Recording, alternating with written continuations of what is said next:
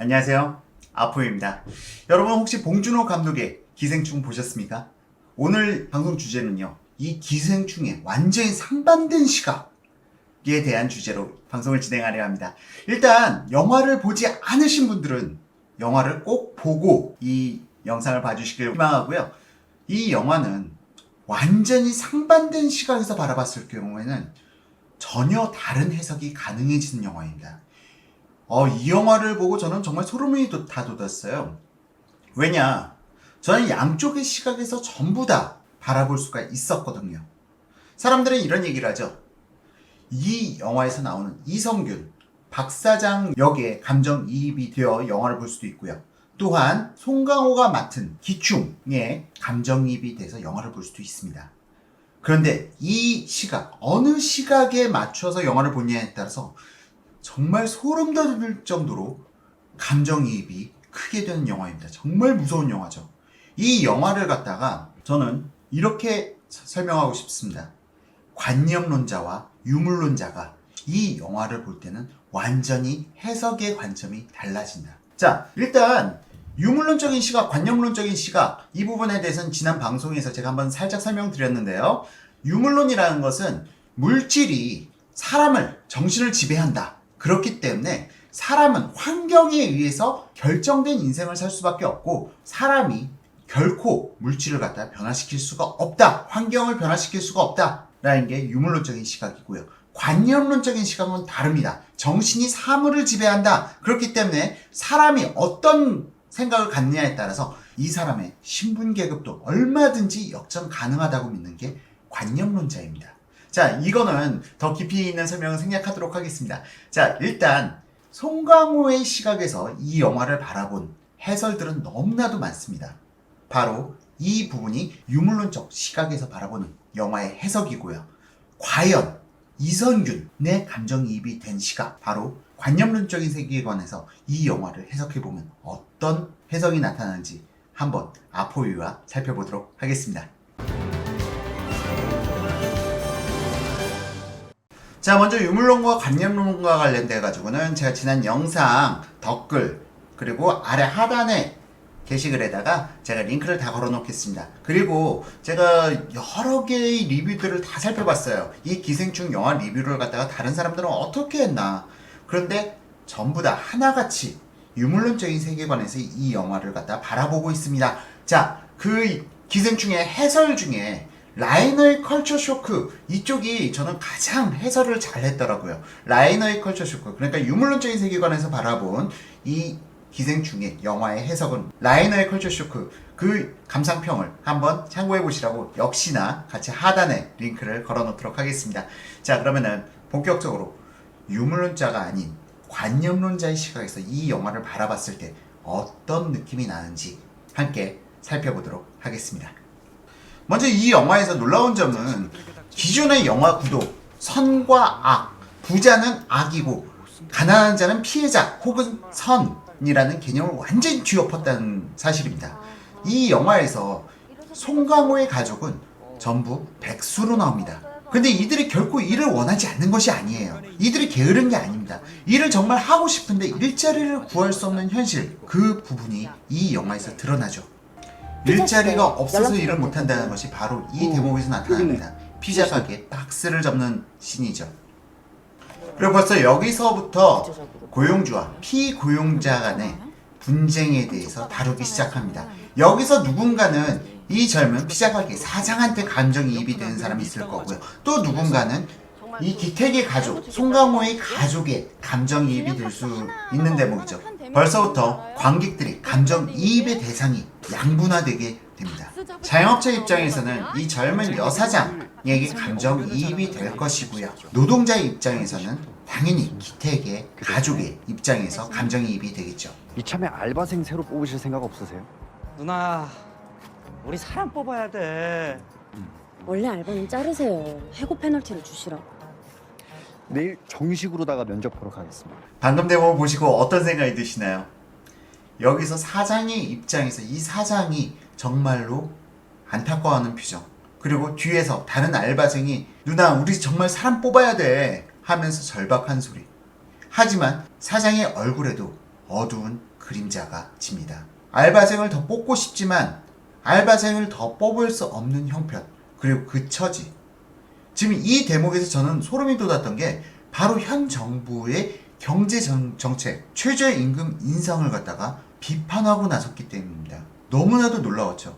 이게 지금 사실 유물론자의 입장 아니면 노동자의 입장에서는 이 부분을 갖다가 중요하게 생각하지 않고 넘어갔을 거지만 관념론자의 입장이나 아니면은 영세 상인들, 사업을 하는 사람들의 입장에서는 이 사장의 표정이 너무나도 안타깝고 측은하게 보였을 겁니다.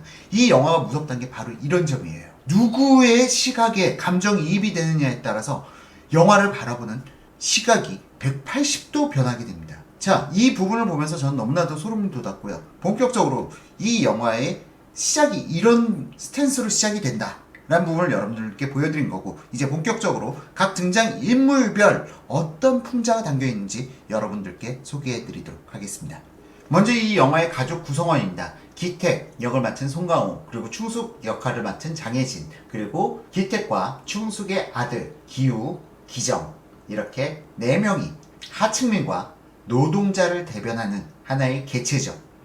여러분, 아주 놀라운 부분은 이 가족 구성원 하나하나가 전부 다 이 시대의 특정 집단을 갖다가 풍자하고 있다는 부분입니다. 일단 저는 송강호에 대한 이미지, 과거 변호인에서 주연을 맡았던 그 이미지가 너무 강렬하게 남았습니다. 지금 이 영화에서 송강호, 기택은 노무현 대통령 혹은 문재인 대통령을 풍자하는 모습을 갖다 보여주고 있습니다. 노무현 대통령으로 따지면은 정말 착하고 선한 그런 분이시지만 정치적 기반은 너무나도 미약했던 그런 부분들이 데칼코마니처럼 떠올랐고요. 또한 문재인 대통령과 비교를 하자면 정작 자신은 대통령이 될 생각이 없었지만 386 운동권 세대와 노조의 강력한 지지에 의해서 대통령이 될 수밖에 없었던 그러한 부분을 갖다 풍자하는 듯 보이기도 하죠. 자, 다음으로 기택의 장남 기우입니다.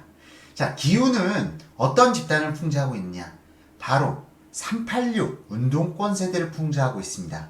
실질적으로 노무현과 문재인 정권 수립의 모든 계획을 앞장서서 수립했던 바로 그 세력이죠. 이 영화에서도 마찬가지입니다. 기우는 실질적으로 이성균이 연기한 박 사장의 집에 온 가족이 취업할 수 있도록 모든 계획을 갖다가 수립하는 그런 역할을 맡고 있습니다. 그 역할을 보면서 과거 386, 지금은 586이죠. 586 운동권 세대들을 풍자하는 듯이 느껴졌습니다. 더욱이 박 사장 집에 과외 선생으로 들어가게 되는 그 과정에서 문서를 갖다 위조해서 자신이 마치 연세대학교 대학생인 것처럼 꾸며서 취업을 하게 되는데, 그 과정에서 기우는 아버지, 전 이게 위조나 범죄라고 생각하지 않아요 라고 이야기를 합니다. 목적을 위해서 불법을 정당화시키는 모습, 이 모습을 보면서 드루킹 사건, 김경수의 포지션에 대해서 그 부분을 떠올리는 관객분들이 있지 않았을까 생각이 듭니다. 다음으로 충숙, 바로 기택의 아내죠. 자, 충숙은 어떤 집단을 풍자하고 있느냐? 바로 노조입니다. 영화 초반부에서 나오다시피 충숙은 자신의 노동에 대한 대가를 갖다가 주장을 합니다. 물론 그 노동의 결과물에는 상관없이요. 일단 지금 이 영화에서 보여주는 사례들이 노동자가 탄압받던 그 시대가 아님을 보여주고 있습니다.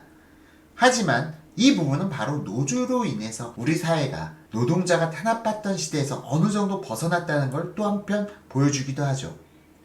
사용자 입장에서는 완성된 물품, 불량률, 로스가 상당히 적어야 되는 게 정상적인 판단이고, 노동자 입장에서는 그런 부분보다는 자신의 노동력이 투입됐으니 이에 대한 대가를 요구하는 그러한 장면이 마치 노조의 모습과 유사한 듯한 그런 모습을 보여줍니다. 또한 이 영화의 말미에서 충숙이 바로 그 전에 집사, 가사도우미, 문광과 대립되는 장면에서도 충숙은 문광에게 이런 이야기를 합니다. 너와 내가 같은 인간으로 보이냐? 바로 노조가 자신들에게 위협이 되는 세력은 가차없이 밟아버리는 그러한 모습을 풍자하고 있기도 하죠. 이거는 건설업계에서 타워 크레인 노조와 비교해서 보면 어떨까 싶어요. 타워 크레인 노조는 타워 크레인 기사들의 임금이 너무 폭발적으로 증가하자 건설회사들은 소형 타워 크레인, 미니 타워 크레인 업체들을 사용하기 시작합니다. 그랬더니 타워 크레인 노조에서는 바로 그 미니 타워 크레인을 사용하는 건설사들에게 가서 파업을 하고요. 미니 타워 크레인 업체를 사용하지 못하도록 강력하게 투쟁을 하고요. 그 과정에서 미니 타워 크레인 업체와 그 기사들은 일자리를 잃고 맙니다. 자, 이러한 노조의 이기주의적인 행태, 그런 부분도 영화 말미에서 풍자적인 요소로 나타납니다. 다음으로 기정. 기정은 기우의 여동생입니다. 일단 기정의 역할은 기택의 가족이 박 사장의 집으로 모두 취업하는데 상당히 협조적인 역할을 합니다. 하지만 충수, 노조의 세력과도 다르고요. 기우, 386의 세력과도 다릅니다. 어떤 이유에서 보면은 386 세대에도 속하지 못하고 세력이 가장 약하면서 현 정부를 갖다가 도와주고 있는 그러한 세력들을 갖다 풍자해서 만들어진 인물이죠. 다만 기정이 현 정부에 대한 지지자들과는 다릅니다. 현 정부의 탄생에 일조를 가한 가장 세력이 약한 집단입니다.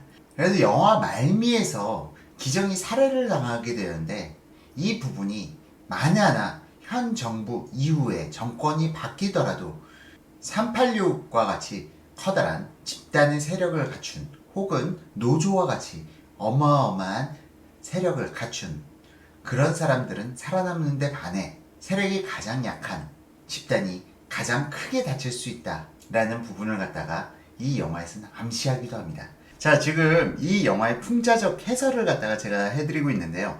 지금 여기까지 들으시고 나서도 긴가민가 하시는 분들이 있을 거예요. 이 이후에 박 사장의 가족, 이들의 풍자적 요소를 갖다 설명드리고 나면은 여러분들은 소름이 돋으실 겁니다. 그리고 가장 마지막으로 이 영화가 내포하고 있는 함축적인 의미들, 이 부분들을 갖다가 각 사물별로 해설을 해드리고 나면요, 여러분들이 봉준호가 정말 이러한 의도도 있을 수 있겠구나 라는 부분을 갖다 충분히 공감해 주실 것 같아요. 자, 그러면은 박 사장, 자수성가에서 성공한 글로벌 기업의 사장, 이 사람은 또 어떻게 풍자가 되는지 이 부분 살펴보시죠. 현재 이 집은 박 사장의 집입니다. 박 사장의 집인데요, 사실 이 집이 풍자하는 의미가 또 하나가 있어요. 이 집은 청와대를 풍자하기도 합니다. 이 매개체, 이 박 사장의 집, 이 집은 결국 누구의 집도 아니에요. 이성균, 박 사장의 집인 것 같긴 하지만 이 이전의 주인은 또 다른 주인이 있었고, 또한 박 사장이 살해를 당한 이후에 이 집은 또 제3자한테 매각됩니다. 그리고 기택의 아들 기우가 다시 이 집을 사겠다는 꿈을 꾸죠. 자, 어쨌든 이 집이 풍자적인 요소로 청와대가 사용된다는 부분 이해하시고 다음 인물별 풍자를 갖다가 시작해 보도록 하겠습니다. 먼저 이성균이 연기한 박 사장. 박 사장은 상당히 부유합니다. 하지만 이 박 사장이 전통적인 재벌의 이미지와는 달라요. 만화나 이 영화의 극적인 요소를 갖다가 고조시키기 위해서는 전통적인 재벌, 금수저를 앉혀놓은 게 훨씬 더 몰입감을 주기에 좋았을 겁니다. 하지만 왜 자수성가형 부자를 갖다가 이 역에 앉혔을까요? 이 부분은 바로 대한민국 사회의 모든 자영업자, 종업원을 두고 사업을 영위하는 고용주들을 갖다가 풍자하기도 합니다. 이 영화 말미에 박 사장이 살해된 장면이 나오는데요. 그 부분은 지금과 같은 경제정책을 지속적으로 이어가다가는 우리나라의 고용주들은 대부분 다 몰락할 것이다 라는 걸 갖다가 암시하는 대목이죠. 이어서 박 사장 집 사모님 연교 조효정 씨가 명연기를 갖다 펼치셨고요. 이 박 사장 집 사모님, 바로 연교가 풍자하는 대상은 누구냐? 바로 우리나라의 상당수 중산층 국민들을 갖다가 비유하고 있습니다. 영교는 사실상 허영이 가득 차 있어요. 자기 자신은 상당히 대단한 인물이라고 생각하고 있지만 정작 내실은 없죠. 그러면서 송강호 집안 구성원들에게 거짓말로 상당히 농락을 당합니다. 지금 이 부분은 현재 우리나라의 경제, 그리고 국제 정세, 그리고 사회적 현상, 이런 부분에 대해서 크게 관심은 없으면서 문재인 정부 알아서 잘하겠지 하면서 문재인 정부에 휘둘리며 문재인 정부를 지지해주는 우리나라의 다수 국민들을 풍자하고 있습니다. 다음으로 다혜, 박 사장 집 딸이죠. 이 딸, 다혜는 송강호의 아들 기우의 과외를 갖다가 받는 고등학교 2학년 사춘기 여고생입니다. 자, 다혜가 풍자하는 사회계층은 어디냐? 바로 문골 오소리 혹은 달빛 기사단, 문라이트, 대깨문, 이들과 같은 존재들을 갖다가 이야기하죠. 겉으로 포장된 이미지에 현혹돼서 실질적으로 본질을 갖다 바라보지 못하고 그 포장된 이미지에 현혹되어 현 정부를 적극적으로 지지하는 그러한 집단을 갖다가 풍자하고 있습니다. 다음으로 다송, 박 사장집 막내 아들입니다. 아, 이 아이는 정말 이 아이가 이 영화의 핵심 키예요. 이 아이는 진실을 알고 있습니다. 이 집안의 비밀을 알고 있지만 절대 공포와 트라우마에 갇혀서 진실을 말하지 않습니다. 바로 다송이 풍자하는 인물들은 대한민국 사회의 지식인들을 풍자한 모습입니다. 진실은 알지만 적폐로 몰리는 게 두려워 입을 닫은 지식인들을 풍자하고 있는 것이죠. 영화 속에서 다송은 모스보호를 알고 있습니다. 모스보호를 알고 있음에도 불구하고 문광의 남편이 애절하게 모스보호를 보내며 도와달라고, 구해달라고, 살려달라고 모스보호를 보내지만 다송은 못 본 척 외면해버리죠. 정말 지금 현 시대 이 사회가 문제가 있다는 걸 알고 있는 지식인들, 이들이 현재 적폐로 몰릴까봐 혹은 악의 세력으로 몰릴까봐 두려워서 입을 닫고 있는 모습과 매우 흡사합니다. 마지막으로 문광. 문광은 박 사장 집 입주 가사 도우미입니다. 이 문광은 박 사장 집안에 의해서 모함으로 쫓겨나게 되죠. 그리고 쫓겨나고 나서 박 사장이 휴가를 떠난 그 사이, 그리고 기택의 가족이 그 집 주인 행세를 하고 있는 사이 그 집을 방문하여 기택의 가족에게 함께 살 수 있는 방안을 모색해보자고 제안을 합니다. 하지만 기택의 가족들은 아주 차갑게 내치죠. 그리고 문광이 그 집에서 쫓겨난 이후 다시 그 집에 방문했을 때 얼굴이 멍투성이가 되어 있습니다. 자, 이 문광이 풍자한 대상은 누구일까요? 바로 전 정권, 이명박 박근혜 정권의 조력자들이죠. 아마 행정적으로 조력한 사람들, 공무원들이 많을 겁니다.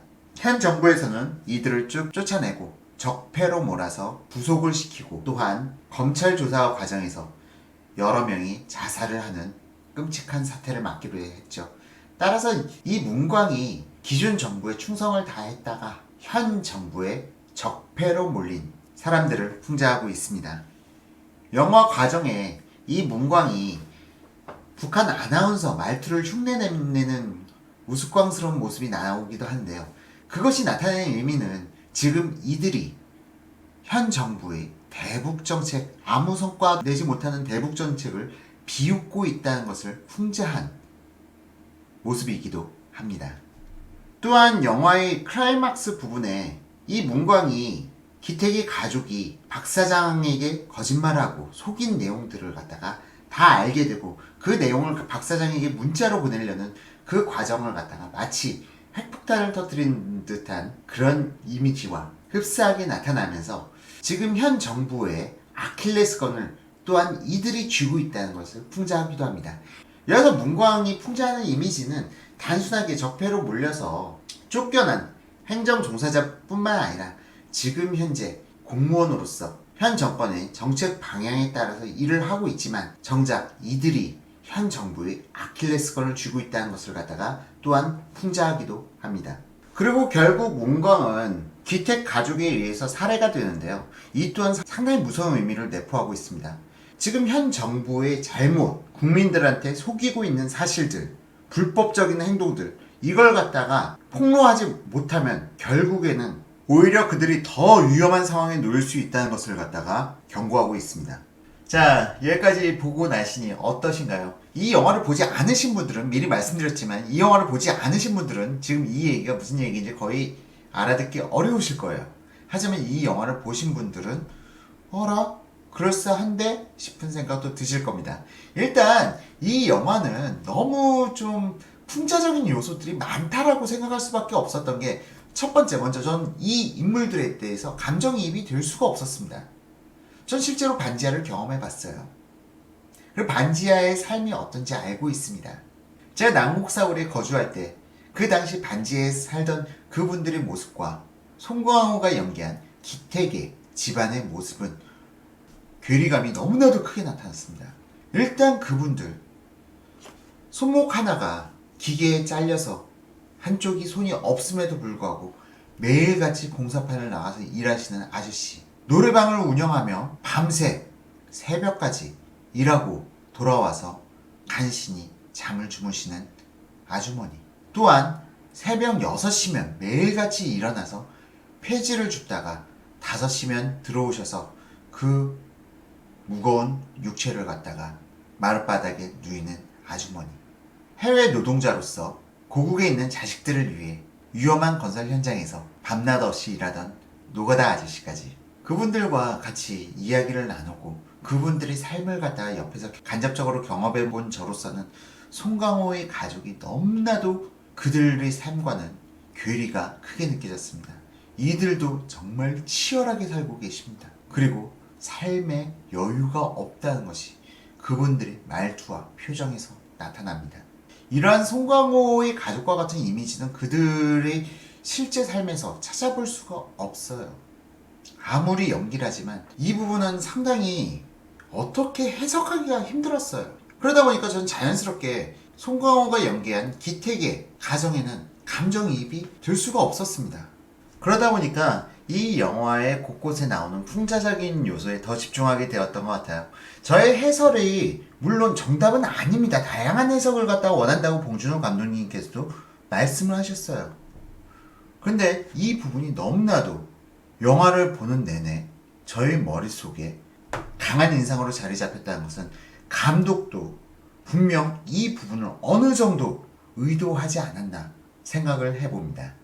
자, 이 영화의 풍자적인 요소들을 갖다 말씀을 드렸는데요. 또한 이 영화에는 상당히 상징적인 매개체들이 있습니다. 첫 번째, 물, 돌, 냄새, 계단, 이런 것들이 나타나는데요. 이거에 대한 해석도 유물론자의 해석과 관념론자의 해석은 천지 차이로 다르게 나타나더군요. 라이너의 컬처 쇼크라는 유튜버가 기생충을 평론한 내용이 있는데요. 그 내용이 나쁘다는 것도 아니고 그 내용도 상당한 공감을 줍니다. 하지만 관념론자의 입장에서는 상당히 다르게 바라보죠. 일단 물이라는 해석에 대해서 상당히 그분께서는 물은 위에서 아래로 쏟아진다 라는 부분을 강조를 하시죠. 그래서 신문사에서 결코 밑에서 위로 올라갈 수 없다는 것을 갖다가 의미한다고 이야기를 합니다. 하지만 저희 해석은 완전히 달라요.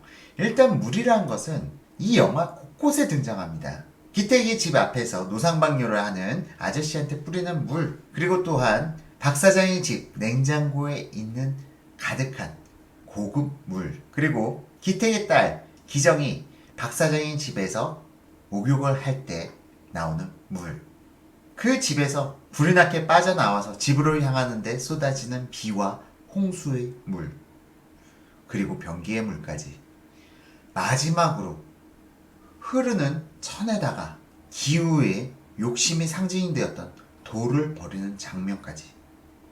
자, 이 영화를 갖다 이끌어나가는 강력한 매개체인데요. 이 물을 바라보는 관점이 유물론자와 관념론자는 다르게 나타납니다.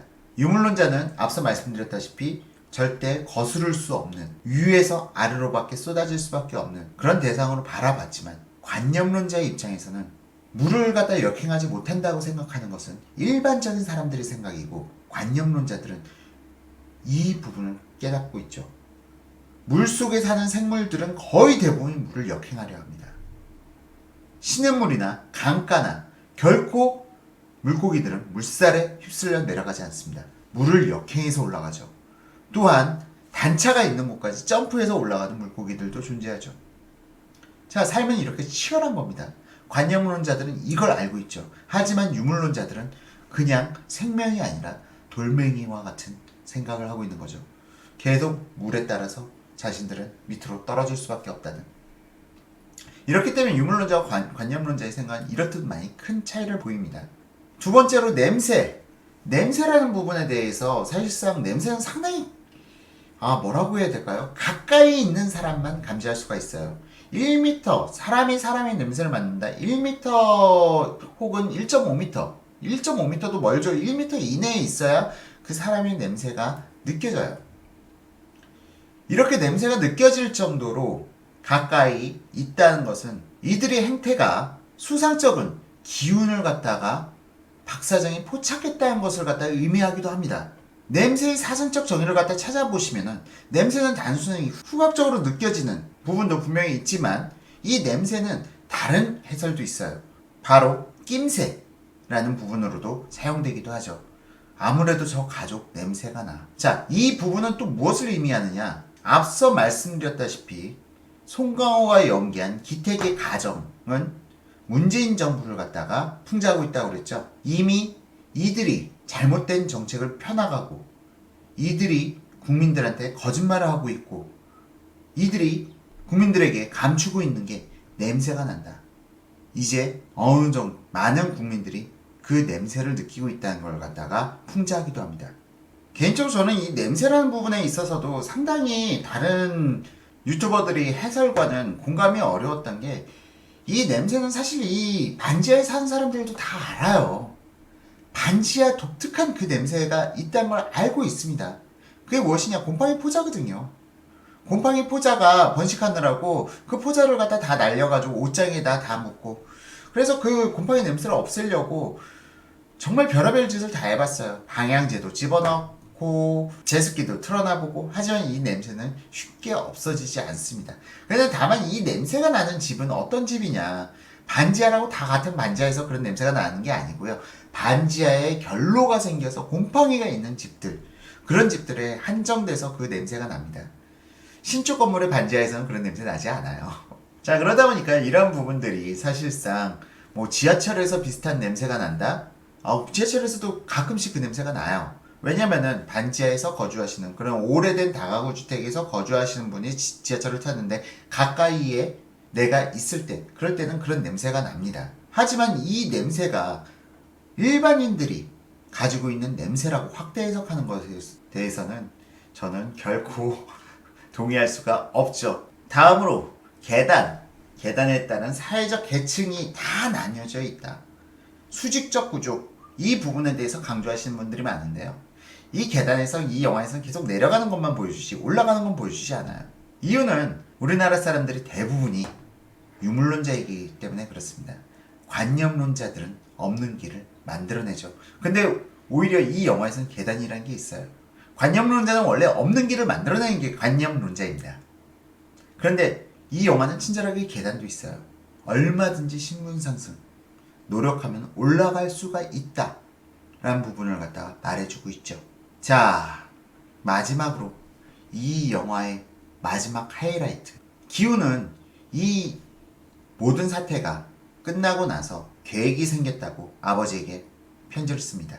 그 계획은 무엇이냐? 그 집을, 그 사건의 발단이 됐던 그 집을 다시 사버리겠다. 여기에 대해서 또 유물론자들은 그건 말도 안 되는 꿈이다, 불가능하다 라고 이야기를 하지만 관념론자들은 그렇지 않다고 생각하죠.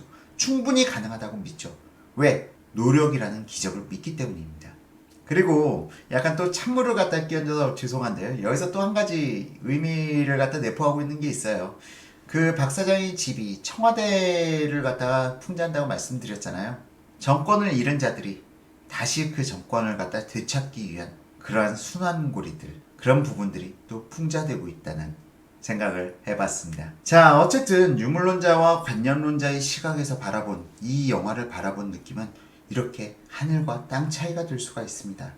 여러분들은 이 영화를 유물론자적인 시각에서 보셨습니까? 아니면 관념론자적인 시각에서 보셨습니까? 어떤 시각에서 어떤 감정이 여러분들에게 더 공감을 줬는지 그 부분은 여러분들이 판단의 자유입니다. 하지만 어떤 선택을 하느냐에 따라서 여러분들이 더 부자가 될 수 있는지 아니면 더 가난해지는지는 결정이 되어 있죠. 저는 개인적으로 이 방송을 보시는 분들 중에 유물론자보단 관념론자들이 훨씬 더 많아지고 또한 우리나라에 더 많은 기적과 같은 흑수저 부자들이 더 많아지기를 희망해 봅니다. 마지막으로 이 영화의 가장 핵심적인 포인트, 봉준호 감독이 그렇다면 우파 보수냐? 저는 봉준호 감독이 우파 보수라고 생각하지 않고요. 또 이런 시각도 존재할 수 있지 않을까라는 고찰에서 나타난 현상이 아닐까 생각해 보고요. 봉준호 감독이 정말 무섭다라고 느끼는 거는 이 분이 생각하는 것은 이 영화를 두 가지 시각에서 볼 수 있도록 만들어줬어요. 이 말은 또 반대로 이야기한다면 서로가 서로 다른 입장을 갖다가 한번 헤아려보는 건 어떨까? 그런 생각을 한 건 아닐까? 그런 느낌이 들어서 제가 이 방송을 갖다가 좀 무리해서 촬영했고요. 더욱이 이 사회는 좌, 우 날개가 함께 같이 존재해야 됩니다. 너무 시장 경제 옹호론자만 있어서도 안 되고요. 또한 너무 사회주의적 시각에 매몰되어 있는 사람들만 있어서도 안 되겠죠. 이 좌우 날개가 같이 균형을 맞춰서 날 때 비로소 우리나라는 안정적인 성장할 수 있지 않을까 생각해 봅니다. 오늘 방송 이만 마치도록 하겠습니다. 긴 방송 오랫동안 시청해 주셔서 감사드리고요. 다음에 더 좋은 방송으로 여러분을 찾아뵙도록 하겠습니다. 감사합니다. How long have